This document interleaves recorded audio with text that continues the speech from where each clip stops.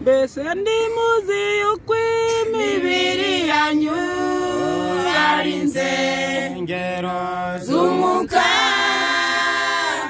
umuntu utsemba urusengero rw'Imana, Imana nayo izamutsemba. Mbese ndimuzi yuko imibiri yanyu ari insengero z'umwuka, umuntu utsemba urusengero rw'Imana, Imana nayo izamutsemba. Reke burundu ibitwangiriza, dukoreshe ibitugirira umumaro. Nyamwanga kumva ndiyanze no kubona, ndakumvira uzumvira muganga. Reka kwirinda ndabuzakurinda, kuko kwirinda ni itegeko ry'Imana. Tureke burundu ibitwangiriza, dukoreshe ibitugirira umumaro. Nyamwanga kumva ndiyanze no kubona, ndakumvira uzumvira muganga. Reka kwirinda ndabuzakurinda, kuko kwirinda ni itegeko ry'Imana. Benshi bapfa kugira ngo bazarya byose, ingurube n'imbeba nazo inda zabo bazihinduye ingarane, ntibita ku ngaruka zaryo.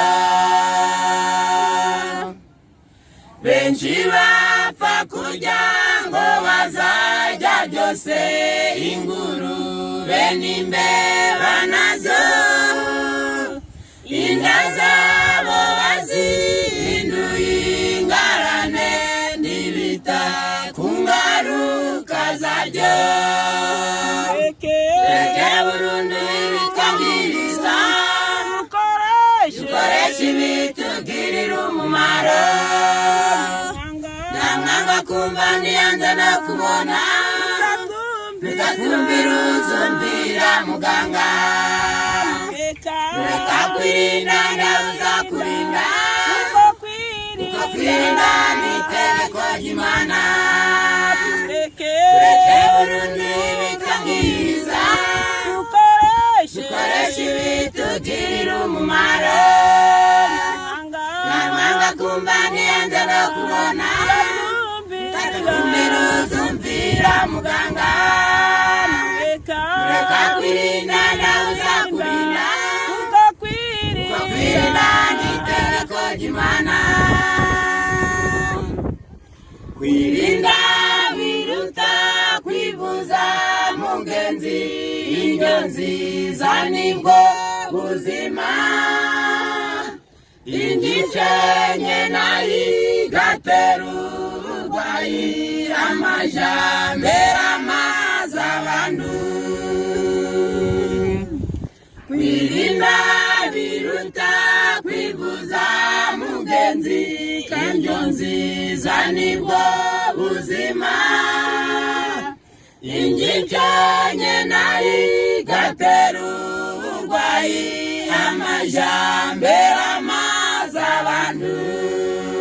Tureke burundu ibitwangiriza, dukoreshe ibitugirira umumaro. Nyamwanga kumva ndiyanze no kubona, ndakumvira uzumvira muganga.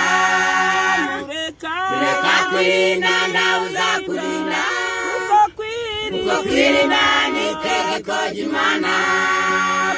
Tureke burundu ibitwangiriza, dukoreshe ibitugirira umumaro.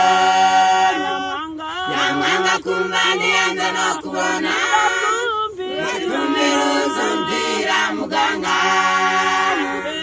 Reka kwirinda ndabuzakurinda, kuko kwirinda ni itegeko ry'Imana. Inda z'isukari n'inyama indwara nyinshi. Inzoga n'itabi n'ibindi bizira nabyo byangiriza ubuzima. Inda z'isukari n'inyama n'ikawa nibyo nyina w'indwara nyinshi.